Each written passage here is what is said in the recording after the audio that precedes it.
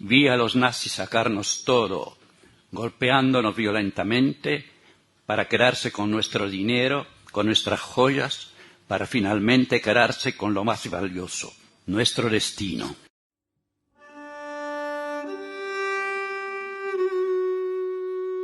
Transmisión, memoria e identidad. Los judeo-españoles en la Shoah. En el marco de la conmemoración del Día de la Memoria del Holocausto y la prevención de los crímenes de la humanidad, que se celebra el 27 de enero, coincidiendo con la fecha del descubrimiento del campo de exterminio nazi de Auschwitz, Radio Sefarad estuvo presente en el acto celebrado el lunes 22 de enero de 2007 en el Círculo de Bellas Artes, organizado por la Fundación Pluralismo y Convivencia, junto con la editorial Antropos.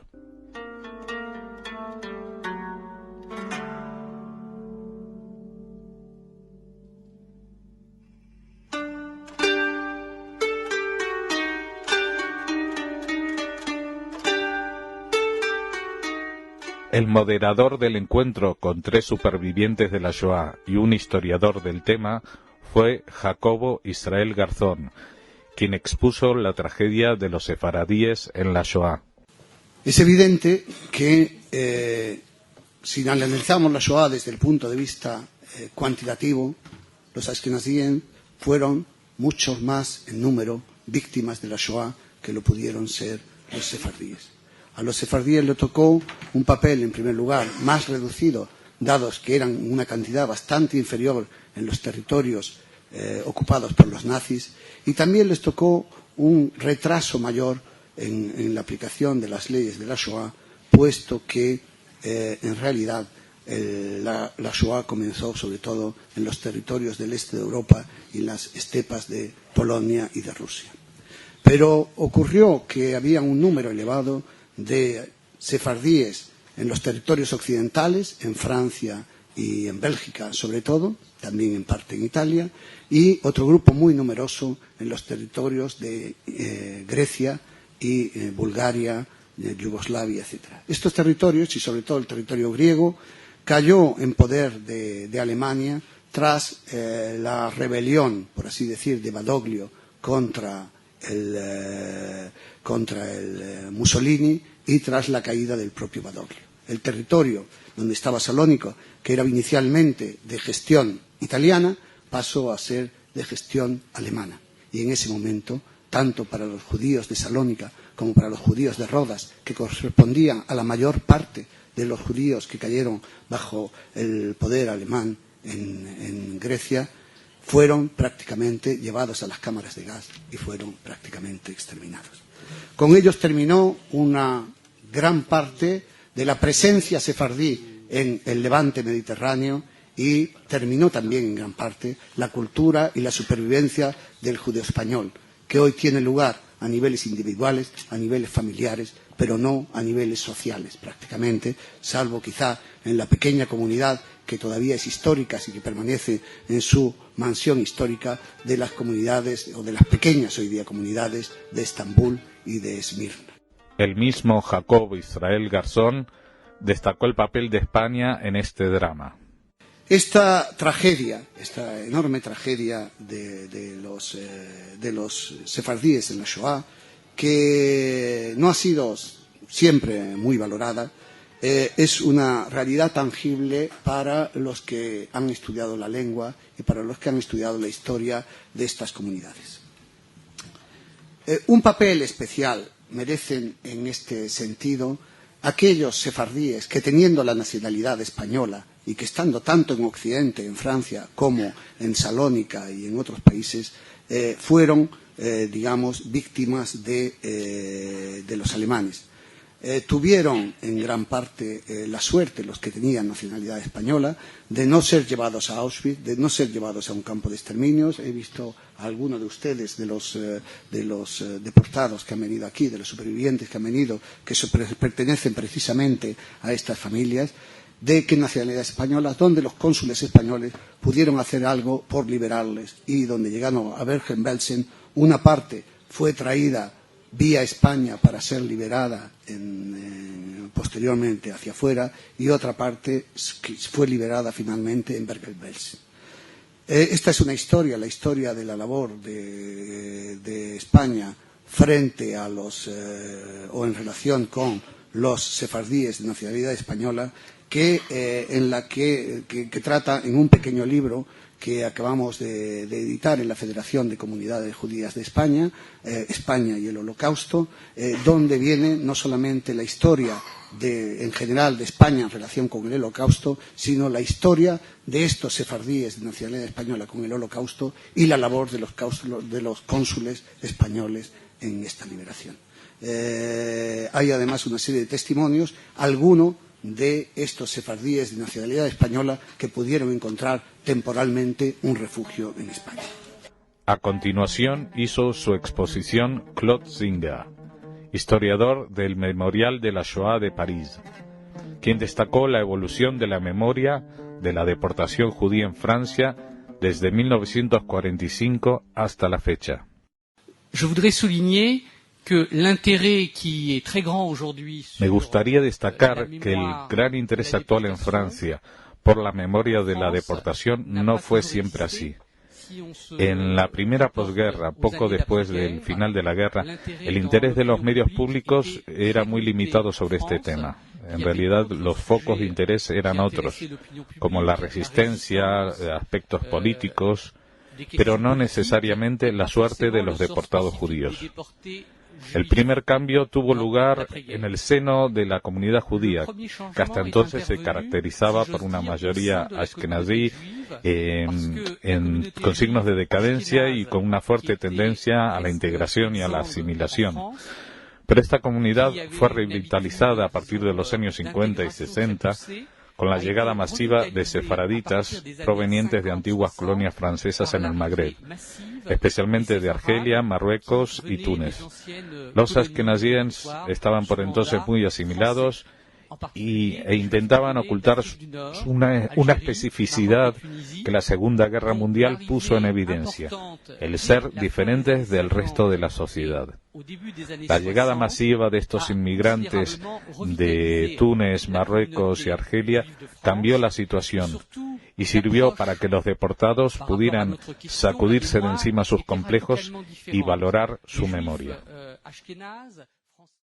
Dans les années 1980, un élément important a été l'introduction dans le programme d'histoire au début des années 80, pour être précis, en 1983. En 1983 se introdujo en los libros de texto franceses de educación terciaria, es decir, para los jóvenes de entre 14 o 15 años hasta 18, el papel de los deportados judíos en la Segunda Guerra Mundial. Hoy día ese programa educativo se ha extendido y empieza ya a finales de la educación primaria. En 1995, el presidente Chirac reconoció el papel de algunos franceses en las deportaciones y, por otra parte, se empezó a honrar a los justos entre las naciones, además de a las víctimas.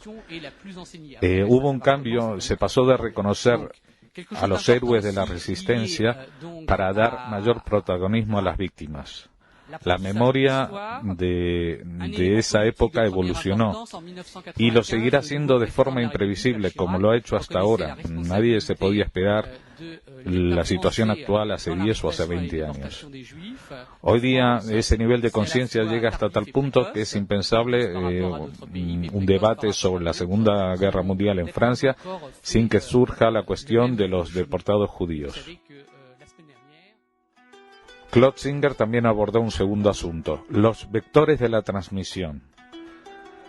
Como primer vector de la transmisión está la historia en la investigación, pero también hay que decir que nunca antes se supo tanto como ahora. El crecimiento de las investigaciones crece a ritmo exponencial, desde temas un poco baladíes hasta temas más importantes y profundos.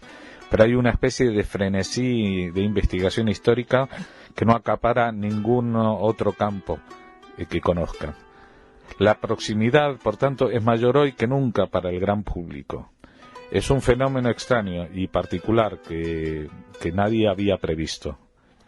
Un segundo vector de transmisión de gran importancia, especialmente para la juventud, por su impacto, es el cine. Tanto las películas documentales como de ficción que abordan este tema, el de la Shoah y los deportados franceses, la cantidad de películas crece de forma exponencial, especialmente las de ficción. Y estamos hablando de la cantidad de películas, no hablamos de su calidad o de exactamente los temas que abordan. Pero es importante porque el público general cada vez tiene mayores referentes culturales respecto a esa época. Y otros vectores más de esta transmisión, de la transmisión de esta memoria, podrían citarse en las nuevas tecnologías como Internet, también en otros niveles, otras expresiones como la música, pero sin duda uno de los factores más importantes y determinantes en la transmisión de esta memoria ha sido la puesta en marcha de la difusión de estos testimonios personales como los que hemos oído de Ida Greenspan y de Henry Borland, que recorren las escuelas de Francia dando fe directa de lo que allí acaeció y proyectando sus vivencias en el tiempo para que las juventudes sepan qué es lo que pasó realmente. Seguidamente vamos a oír el testimonio vital y pedagógico de una de esas supervivientes, de Ida Greenspan. Ida cuenta el arresto de su familia entre los años 42 y 44, la matanza de algunos de los miembros de su familia, solo quedaron ella y su hermano, y cómo fue el paso hasta dar ese primer testimonio en el año 88, cuando le propusieron un viaje organizado con jóvenes a Auschwitz. Al principio se negaba a esta posibilidad, pero luego vio lo que la terminó convenciendo en que eran jóvenes de la misma edad que ella tenía cuando fue deportada. Oigamos algún fragmento de su declaración. J'ai compris l'importance du témoin parce que Bertrand Poirot-Delpech, qui faisait partie du voyage en tant que journaliste, a demandé aux élèves dans l'avion. Al leer una encuesta que hicieron a los jóvenes al final del viaje sobre qué había sido lo que más les había impresionado de la visita a Auschwitz, la mayoría, para mi sorpresa, señaló que habían sido sus conversaciones conmigo. Algo que sin duda fue la espita o el detonante de que decidiera proseguir esa labor, porque entendí que un testimonio personal valía más que todas las imágenes que podían haber visto y los sitios que habían visitado. Desde entonces vuelvo todos los años a Auschwitz, no solamente con jóvenes, sino también con viajes organizados por otro organismo francés. En 1994-95 fue la primera vez que me pidieron dar testimonio en escuelas, no ya en los viajes a Auschwitz.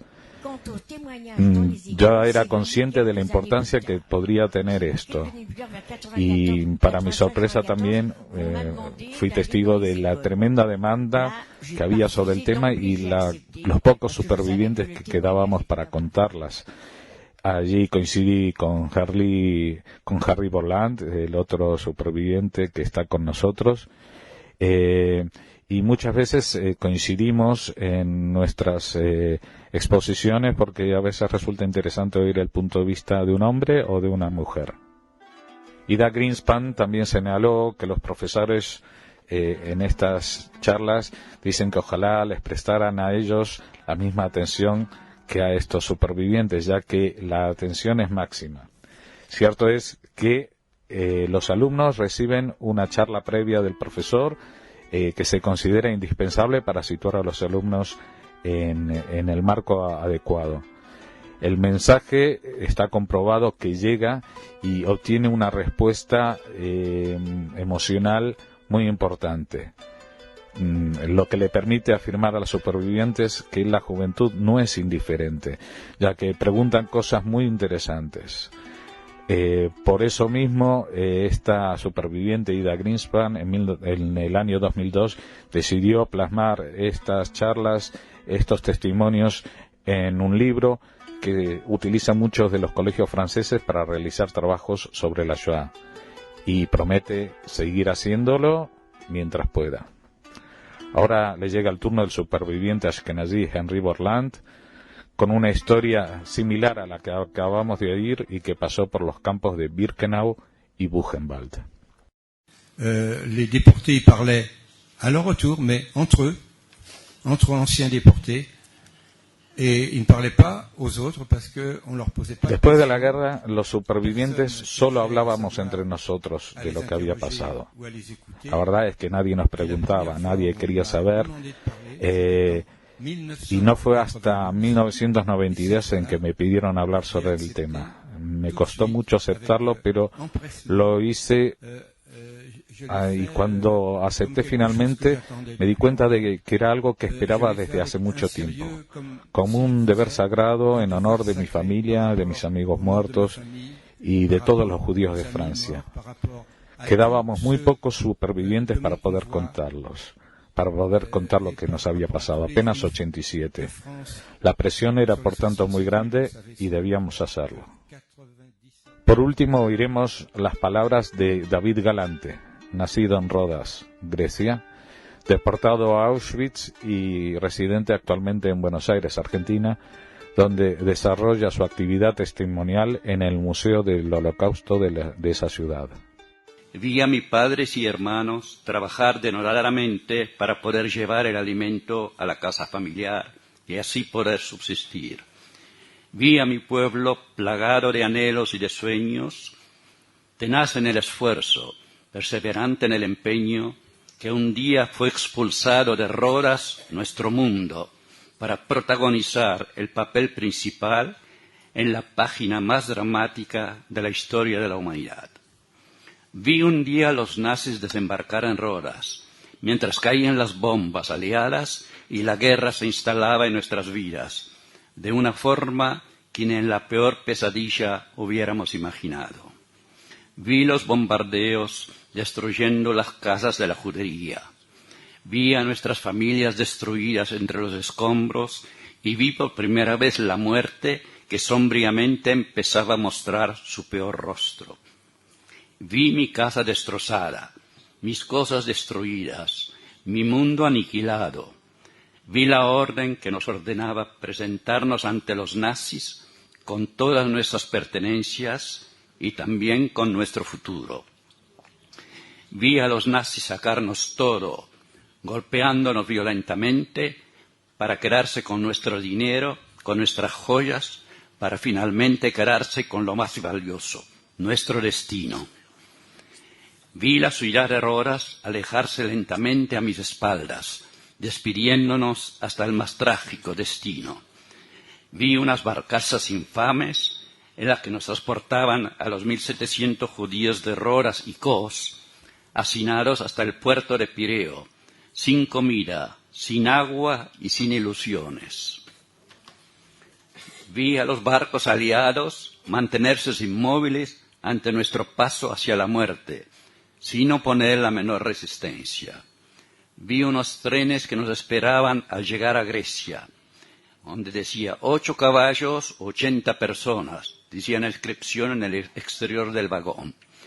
Vi niños y ancianos golpeados y abandonados al no poder subir a los vagones ni resistir el dolor.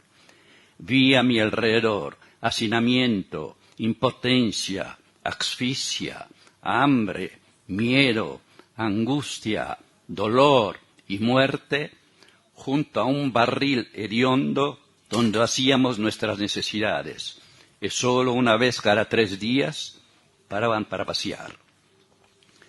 Vi a través de una pequeña endija por la que apenas podíamos respirar, cómo atravesábamos distintos parajes durante los interminables 13 días que duró el viaje hasta Auschwitz.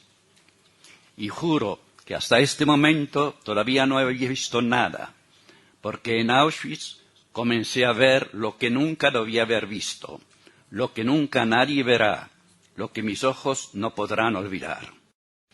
Vi a mis hermanos abandonarse al dolor, quiebrar las rodillas, dejarse caer.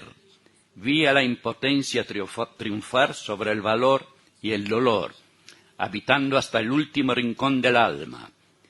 Vi 1000 cosas peores aún de aquellas que acabo de contar, pero no las querría volver a ver. Sin embargo, recuerdo de manera recurrente algo que escuché 1 y 1000 veces de las voces de los desahuciados que todavía retumbaba en mis oídos.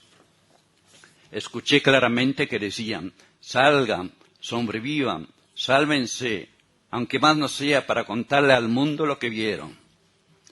Y esto es lo que estoy haciendo acá, junto a ustedes, contarles lo que vi. Solo 150 de los 1700 que salimos de Rodas sobrevivimos para dar testimonio. Y estoy seguro que no habría tenido que ver todo lo que les acabo de narrar si el mundo entero no hubiera estado mirando hacia otro lado mientras esto sucedía. Lo que estos ojos vieron nunca lo podrán olvidar. Y les juro que seguiré contando cada detalle del horror que me tocó vivir mientras mis fuerzas me lo permitan. Estas fuerzas que el nazismo intentó doblegar hasta el último intento, aun cuando sabían que habían perdido la guerra. Y recuerden, nunca olviden lo que sucedió, porque olvidar es volver a matar a los mártires de la Shoah. Al final, dentro del turno de preguntas y respuestas, surgió el tema de la cuestión palestina, que el presidente de la Federación de Comunidades Judías, Jacob Israel Garzón, respondió así, poniendo fin a este acto que les hemos traído en Radio Sefarad. A mí me gustaría hacer, antes de dar lugar a la última pregunta, hacer una clarificación sobre el conflicto israelí-palestino y sobre la Shoah. Que se trata de dos cosas radicalmente distintas.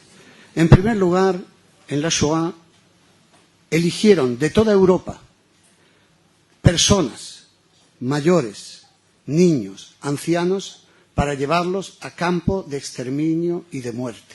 No fue en un campo de batalla, los eligieron de la retaguardia para llevarlos a un campo donde morir. Colectivamente, el pueblo judío sufrió 1/3 de pérdida de sus miembros. De 15 millones apenas quedaron 9 o 10, o de 18 millones apenas quedaron 12, según las estimaciones. En el caso de los palestinos estamos hablando de un campo de batalla donde desgraciadamente hay una guerra, donde desgraciadamente no se llega a la paz, no por culpa de unos ni de otros o por culpa de ambos, pero no hay una voluntad de nadie de exterminio. El pueblo palestino, que era de 1.200.000, es hoy de 4.800.000. Nadie ha intentado el exterminio del pueblo palestino. No hay ningún interés en que mueran, no hay ningún interés en que no vivan en paz. El problema es llevar a una paz.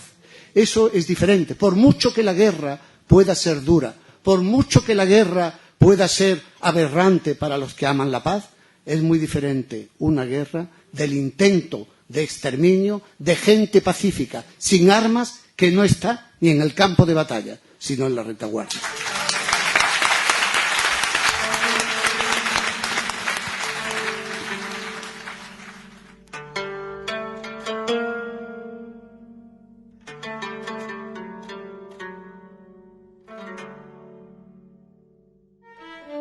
Por último, escucharemos a uno de los supervivientes, Shlomo Venezia.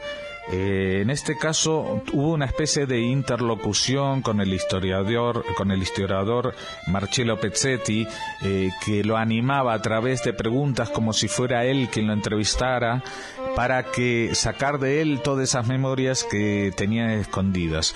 El caso de Shlomo Venezia es muy particular. Es un Sonderkommando, es decir, uno de los judíos que estaban encargados o esclavizados por los nazis para hacerse cargo de la desaparición de los cadáveres en su vía hacia el crematorio o a la exhumación en otros casos, también encargados de recoger los dientes de oro, los pelos, las ropas, etcétera, etcétera. Era un trabajo tan horrible que son muy pocos los que se atreven a confesar que lo hicieron, muy pocos son los que sobrevivieron, y en este caso la locución de Shlomo Venezia además tiene la característica de una persona muy vital a pesar de lo que ha pasado y lo que ha vivido, y que habla en un judío español salpicado con algunas expresiones en italiano que le vienen, pero que son muy comunicativas. Oigamos alguna de sus frases o de lo que describió al hablar de la deportación, del transporte de los judíos al llegar al campo de exterminio de Auschwitz. El grupo entero se iba a morir. Esto lo que le contó. Porque no tenían menester de personas para mandar a trabajar. Y no tenían ni lugar donde meter. Y por esto quiero corregir esa cosa, que muchos iban todo el grupo como la media. Otra cosa que sentí, yo no digo nunca lo que dicen los otros porque no lo veo con mis ojos. Muchas veces cuando venía el grupo, muchos no eran viejos o eran malados, no podían caminar, quedaban adentro del vagón. Había estos canales a comando que tenían los vestidos con las rayas, tomaban a esta gente que se metían en un camión. Esa gente tenía que ser matada, súbito.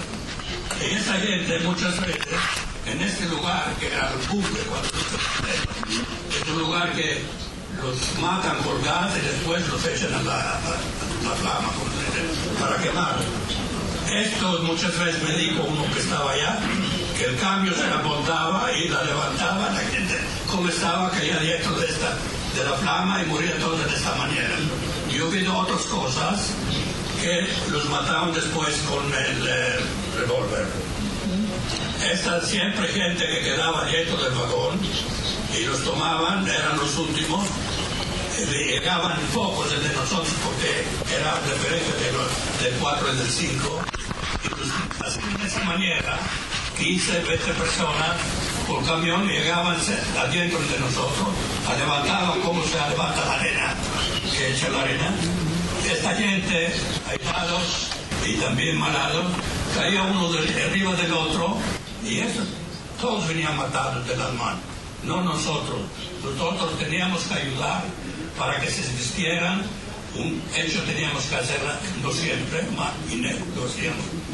Como mi sobrino, por ejemplo, cuando tenía que entrar adentro de la cámara gas y tenía que pisar arriba de los muertos y se sentía todo esto, esas cosas, que uno podía salir loco.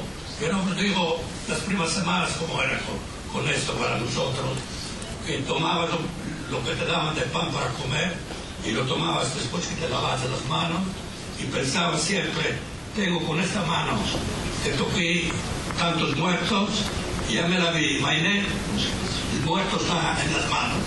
Y no tenía esto. Después de poco tiempo ya no pensábamos en nada porque el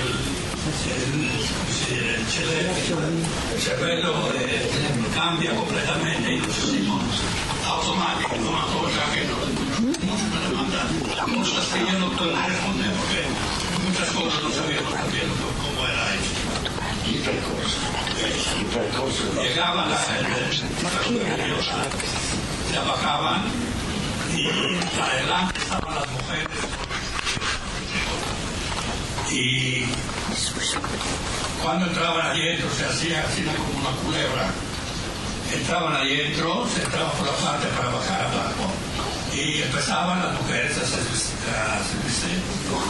Y cada uno debía de meter sus ropas, las cosas, en un gancho donde había escrito un número y el alemán decía estar atentos al número de coche, olvidar el número, que cuando van a salir afuera de la ducha van a topar todo como lo metieron, tomar los zapatos, legarlos, como se dice, para que no se pierdan uno por aquí, uno por ahí, porque había visto yo también que se perdían los zapatos porque no había derecho de izquierdo. Después empezaron esto así, para atar uno con el otro. Y eso era, y las mujeres entraban. Después venían los hombres abajo, en continuación, en el mismo lugar. A la fin dejaba 40 o 50 hombres desnudos completamente, abrían las puertas para entrar en la cámara gas, los agarraban por atrás, agarrando como los animales, y ellos no querían que los agarrara. Uno la repuchaba, yo digo como los repuchaba uno con el otro, porque no había ni lugar para entrar adentro. Y eso es para huir, para no ser agarrados. Entraban adentro, ella ya estaba, el alemán cerraba la puerta y todos estaban a cerrar. Después se sentía gritar, las personas ya entendían que estaban en un lugar que no tenía que ser, que no eran duchas, estaban todos duchas, agua no había por nada, y después se esperaba, muchas veces 5 o 10 minutos, algunas veces un cuarto de hora, llegaba un chico carro, automóvil, con la Croix Rouge de una parte y de la otra, y un alemán que lo guiaba, venía por la parte de atrás. En la cámara gas, que estaba abajo, había un lugar grande, 70 centímetros por 70, echaba el gas adentro, cerraba, y todos estaban adentro. Yo no tenía ahora, no podía, más pienso 10, 12 minutos máximo, la gente ya no gritaba más, ya no estaba muerto. Y yo digo otra cosa también, que mucha de esta gente ya moría antes que echar el gas, porque críos chicos o otras personas que no podían ni respirar. Yo me siento ahora que no respiro bueno. ¿Cómo era allá adentro? Después cuando abrían la puerta, vi a la gente que era 1,5 metros alto, así uno arriba del otro, porque el que tenía más fuerza procuraba de irse siempre más arriba. El gas salía siempre de abajo, venía siempre arriba, y después todos morían uno arriba de otro. Y luego digo también los que trabajaban allá, para quitar, porque estaban uno metido con el otro, para empezar a quitar afuera, una cosa de loco. Esto acontecía, y muchas veces el grupo era de 1.500, 1.600 personas. En 3 días, en ese lugar, en esos 2 crematorios grandes, terminaban y venían quemados normal, y la ceniza antes la echaban en el río, pasó un río cerca de allá, el agua pasaba mucho longe, tenían los del Sonderkommando de hacer mucho menudo, como se dice, la ceniza, que no se veía que eran de muertos, y con una cosa, hacían una pista de cemento.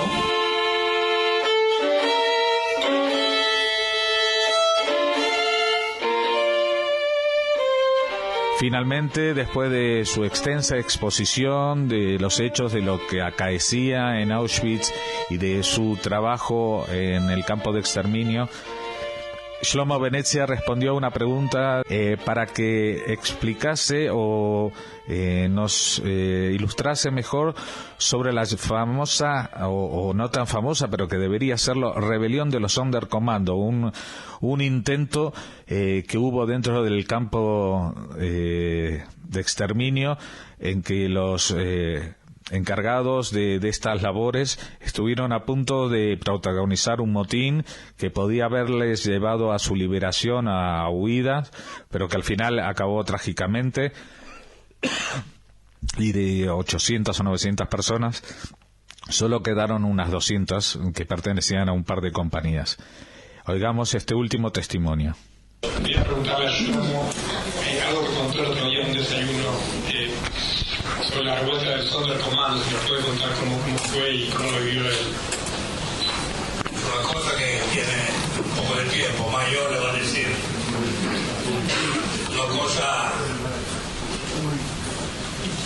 cuando entré yo en ese Sonderkommando, que era a la fin de abril o en los primeros de mayo, los que estaban allá ya estaban procurando de mucho tiempo de hacerse la revolta, porque allá David tenía allá coroneles judíos que tenían el número bajo como el señor David, que eran de 42, y estos tenían una cabeza, buena cabeza. Uno se llamaba Kaminsky, que estaba el número 2, y el otro, el mío, era Lemke, y estos eran los más fuertes, y estaban procurando de hacer algo, porque no se puede hacer la guerra si no tienen los fusiles de Setúbal. Y unas niñas que trabajaban a el IG Fabrik, a la Unión, traían cada tarde un poco de polvernera, como se dice, pólvora, y hacían unas bombas Molotov, una redoma, escondido de todos los lugares. Y yo de esta cosa no sabía nada, no solo yo, la más grande parte, porque ellos pensaban siempre, si uno de nosotros no es fuerte, puede decir al alemán pensando que él se va a salvar y va a tragar todo. Y por esto no sabía ninguno, yo lo supe 2 días antes de hacer la revolta. Y era así la revolta. Cada tarde a las 6, antes que a las 6 tenía que cambiar los guardianos, los SS que estaban de reloj para la noche, y llegaban adelante del crematorio número 2 y estaba a 7, 8 metros cuando pasaban. Había 20 o 25 de estos militares alemanes, SS, que metían aquí la mitralla pescada y no estaban como siempre ordenados, porque toda la noche tenían que estar solos, abandonados. Ahora uno decía a uno cosas así, caminaba, y esto era la cosa, la base de todo. Teníamos que abrir solo la puerta del crematorio, saltar a 70 personas y los matábamos con las uñas, con lo que se podía. A esto no se pudo hacer, porque el día mismo que teníamos que hacer esto, vinieron de un gueto de Varsavia, de muchos guetos, 5.000 personas, con todo el treno, hasta dentro, cerca de los crematorios. Normalmente cuando llegaba uno de esos grupos, los que acompañaban, la bajaban primos y se vacían. Eran los otros de adentro del campo que iban allá y empezaban a bajar. No se manejaba, era las 2 del pomeriggio, y esto tenía que hacer a las 6. Bien, visto que no hacía nada, nosotros podíamos meterse en contacto con el número 4 y con el número 5. 2 y 3 estaba uno frente del otro, ya podía ser. De ahí no podíamos hablar con ninguno. En aquel mismo día fue el número 4 del crematorio, un oficial con 2 otros militares, y empezaron a llamar con el número de bajar, de salir afuera. Ninguno quería salir porque sabían que teníamos que hacer la revolta, ¿no? Y estaban ahí dentro, y los alemanes, ese oficial, empezó con revolver. A la fin ellos pensaron que puede ser que una persona los entregaron o empezaron y murieron, yo creo, 3 militares de esto, porque llamaron otros de refuerzo. Y ahí empezó la revolta, una revolta que pedimos. Solo nuestro capo, Kostalemke, nos dicho, no haga nada porque ya estamos a todos. Los militares están afuera. ¿Cómo vamos a salir? Nos matan a todos. El otro de frente a nosotros no quisieron sentir al que sarebbe Kaminsky, y los otros ya querían fuir. Abrieron el filo espinado y se fueron afuera. A 100, 150 metros, todos mataron. No vivió ninguno. Antes de salir, alguno se espantó, quedó adentro. Ese se salvó, más después que aparte. En ese crematorio, el número 2, había un alemán no judío, el cual estaba ahí, nosotros era para entregar o para sentir o para hacer. Nosotros lo mirábamos y procurábamos de dejarlo solo. Este fue matado por los judíos que se fueron. Le dieron mucha, como se dice, pastonaje. Y después lo tomaron medio vivo como estaba, lo metieron en esta varela, que es lo que para informar, y lo metieron dentro de la varela. Un ruso que había allá, se fuyó y se fue más de 15 kilómetros. No os digo que aconteció que anoche las sirenas, todo el tiempo.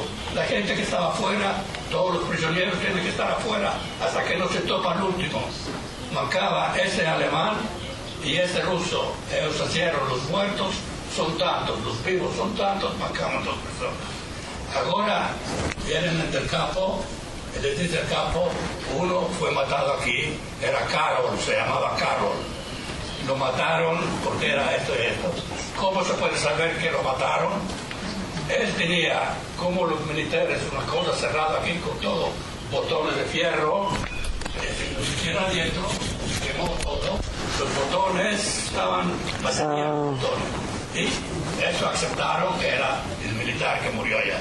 El otro ruso lo toparon después de 20 días, una cosa semejante, que ya estaba afuera de ahí, de 15, 20 kilómetros, y lo entregaron los poloneses de este lugar